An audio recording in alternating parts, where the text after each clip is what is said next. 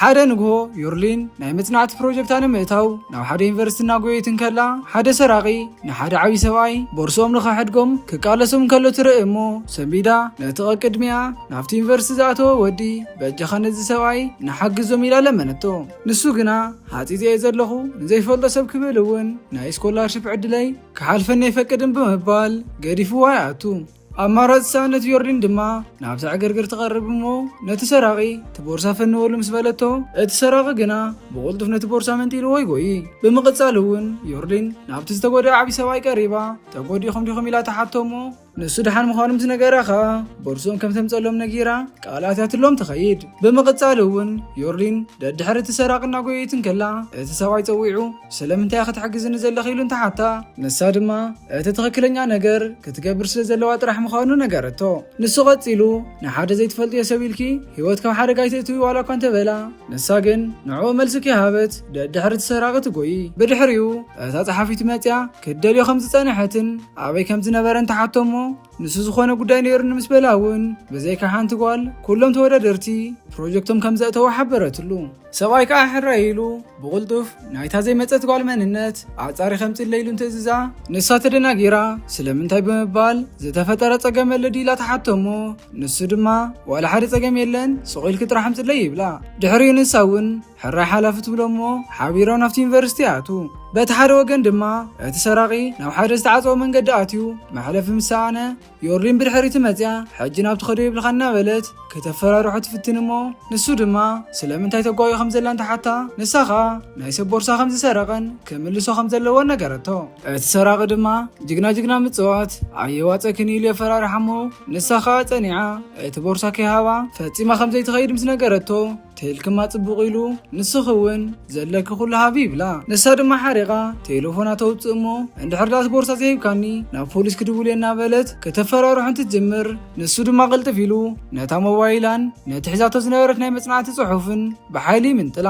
ቀፂሉ እውን ሕጂ ናተይ ተራእዩ ይብላ እሞ ንሳኻ ሰንቢዳ በጃኻ ምለሰለይ እናበለት ዋላ እኳ እንተተማሕፀነቶ ንሱ ግና ነቲ ናይ መጽናዕቲ ጽሑፍ ኣገላቢጥ ብምፍታሽ ዋላ ሓደ ገንዘብ ከምዚ ይብሉ ይዕዘብ እሞ ብሕርቃ እንታይ ኺልክዮ ዳ ሕዝክዮ ይብላ። ንሳ እውን ብፍርሒ እዚ ወረቐት ንዓይ ኣዝየ ገዳሲ ትብሎ እሞ ንሱ ድማ ሕራ ኢሉ እንታይ ከም ዝኾነ ነገርን እሞ ከምልሰልክየ ምስ በላ ንሳ ድማ ናይ ባሓቁ መሲልዋ ናይ ዩኒቨርሲቲ ስኮላርሽፕ ዕድል ንኽትረክብ ዘዳለወቶ ናይ መጽናዕቲ ጽሑፍ ከም ዝኾነ ሓበረትሉ። ንሱ ግና ምንም ከይመሰሎ ብንዕቐት ነዚኣ ኢልክ ጥራሕ ዲ ክትበኺ ዘለኽን ትብላ።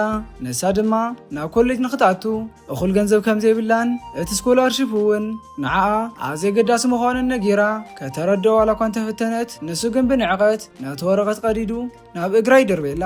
ድሕሪ ዝንሳ እውን ሓሪቓ እንታይ ገይርካ ንምንታይ ቀዲድካዮ ትብሎ እሞ ንሱ ድማ እቲ ወረቐታ ንዕኡ ዋላ ሓደ ከም ዘይዓብሰሉ ብምንጋር ነቲ ናይቲ ዓብይ ሰብኣይ ቦርሳ ምፍታሹ ይቕፅል። ንሳ ድማ እናበኸት እዚ ኩሉ 6 ወርሒ ወሲደ ዝሰራሕዎ ፕሮጀክት ከመይ ጌርካ ተቐዶ ዋላ እኳ እንተበለቶ ንሱ ግን ምንም ከይተገደሰ ኣብቲ ናይቲ ሰብኣይ ቦርሳ እውን ገንዘብ ስለ ዝሰኣነ ሓሪቑ ነዚ ክትብል ኢኸ ዝኩሎ ጓይኽኒ ኢሉ ነቲ ቦርሳ ናብ እግራ ይድርቤላ እሞ ቦርሳ ይኽደሊኻ ሓቀይ ኣውኔኪ ኢሉ እውን ነታ ሞባይላ ሒዝዋ ይኸይድ።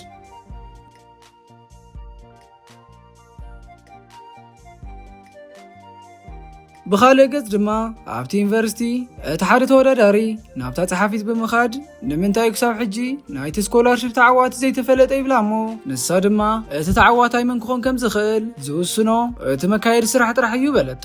ንሱ ኸኣ ብንዕቐት ሕራ ኢሉ እቲ መካየዲ ስራሕ ኣበየሎ ኢሉ እንተሓታ ንሳ ድማ ኣብ ቢሮኡ ነቶም ናይ መጽናዕቲ ጽሑፋት ብጥንቃቐ ይሪኦም ከም ዘሎ ትነግሮ እሞ ንሱ ግና እዚ ዘሕፍር ተግባር እዩ ክሳብ ሕጂ ኸበይ ጸኒሕ እዩ ሕጂ ዝርኦ ዘሎ ይብላ። ንሳ ድማ ሓደጋ ኣጋጢሞ ስለ ዝነበረ እዩ ኣርፊዱ መፂላ ትምልሰሉ እሞ ንሱ ግን ብንዕቐት ቀልጢፋ እንተዘይሓጊዛቶ ንዓኣ እውን ክኸሳ ከም ዝኾነን ሓደጋ ከም ዘብፅሐላን ነጊሩ የፈራርሓ። ንሳ ግን ብህድኣት መልሲ ክወሃበኩም እዩ ክሳብ ሽዑ ግን ኮፍ ኢልካ ተፀበይላ ፋነወቶ። ድሕሪ ዝኩሉ ድማ ዮርሊን እቲ ዝተቐደደ ፋይል ሒዛ ናብቲ ናይ ዩኒቨርሲቲ ቢሮ ተኸድሞ ነታ ጸሓፊት ከመይ ሓዲርኪ በለታ። እታ ጸሓፊት እውን ከመይ ሓዲርኪ ብምባል እንታይ ክሰምዐ ኪላ ተሓታሞ ዮርሊን ነቲ ውድድር ዝኸውን ፕሮጀክተይ ከቕርብ የመፅየ ምስ በለታ እታ ጸሓፊት ግና ኣርፊድኪ ክመፂኺ እቲ መካየዲ ስራሕ እውን ነቶም ዝኣተው ፕሮጀክትታት ዳርጋ ወዳዲሩ ወዲኡ ብምባል ዋላ እኳ ተነፀገታ ዮርሊን ግና ሓደጋ ስለ ዝበፅሐኒ የዶንጌ ብምባል ንኽትተሓባበራ ተማሕፀነታ። እታ ጸሓፊት እውን ፅውግ ኢላ እቲ ፕሮጀክት ትቕበላ እሞ ከምዚ ተቐዳደደ ምስ ረኣየት እውን ብኩሉ ኣርፊድክስ እንተነኣሰ እኳ ፅሩይ ነገር ዘይተምፂ በለታ። ዮርሊን ድማ በቲ ዝበፅሐኒ ሕማቕ ኣጋጣሚ ምክንያት ብኡዩ ተቐዲዱ ኢላ ከተምና ዋላ እኳ እንተፈተነት ንሳ ግን ብዙሓት ሰባት ዝምነይዎን ዘይርከብ ዕድልን ይኸባኺን ኢላ ንሓሳባ ነፀገታ። ዮርሊን እውን ኣማራፂ ስለዝሰኣነት በጃኺ ተነኣሰ እኳ ነቲ መካየዲ ስራሕ ኣትየ ንኸዛረቦ ፈቐድለይ እንዳበለታን ከላ እቲ ሓደ ተወዳዳሪ ብኡ ክሓልፍ ከሎ ይሰምዓ እሞ ኣብ መንጎ ኣትዩ ከተዛርብዮ ኣይትኽእልን ይብላ። ቀፂሉ እውን እታ ጸሓፊት ንኽትኣቱ እንድሕር ፈቒዳትላ ነቲ ዩኒቨርሲቲ ከም ዝኸሶ ነጊሩ የፈራርሓ።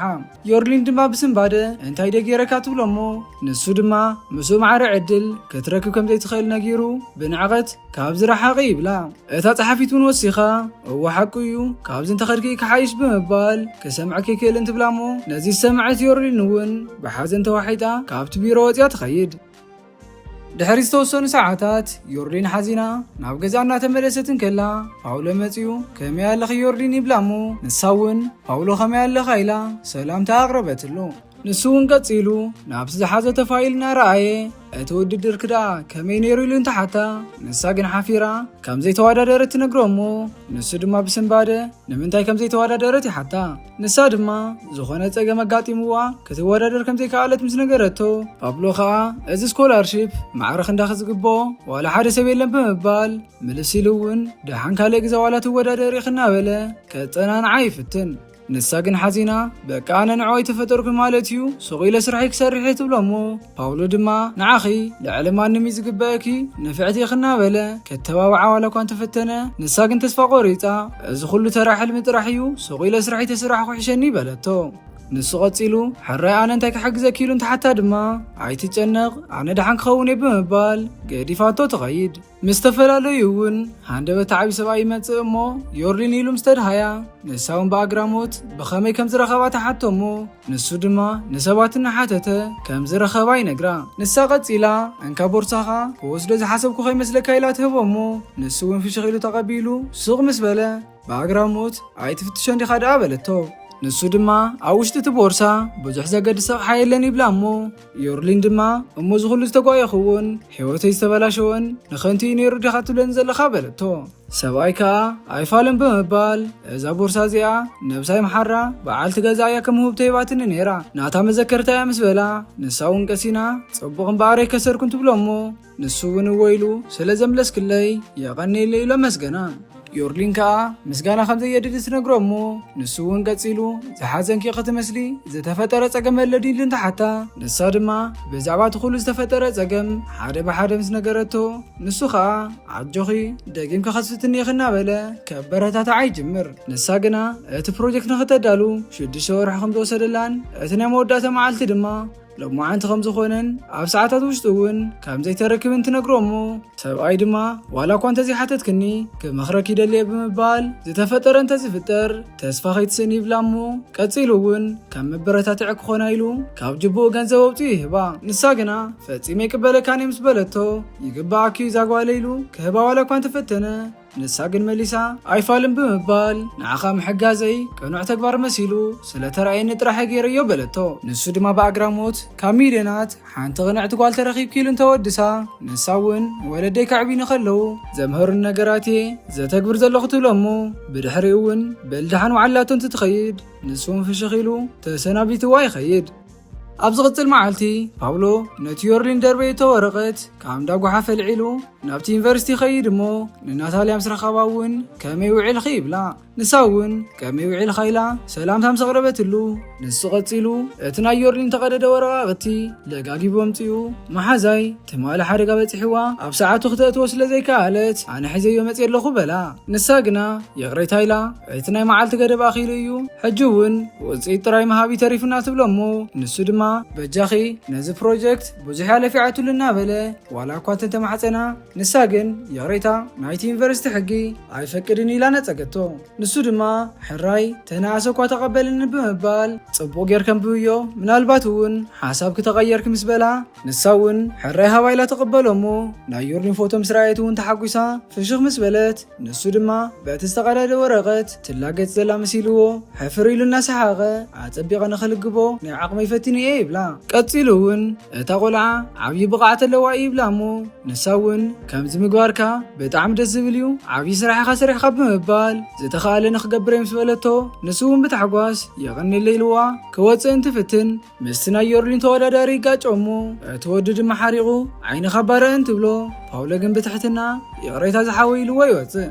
ብምቕጻል እቲ ወዲ ናብ ናታልያ መጺኡ ሕጂ እውን ትውፅኢት ኣይወፀ እንዲ ክትብልኒ ብስሩኻ ክሳብ መዓዚና ክንጽበየኩም እንትብላ ንሳ ኣብቲ መቐበለ ጋይሽ ኮፍ ኢሉ ንኽጽበ ትነግሮ እሞ ንሱ ድማ ሓሪቑ ኩሉ ግዜ ኮፍ በል ጥራሕ ክትብልኒ ትዕግስተይ ይውድየ ዘለኹ ኢሉ እንዳንጸርጸረ ይኸይድ።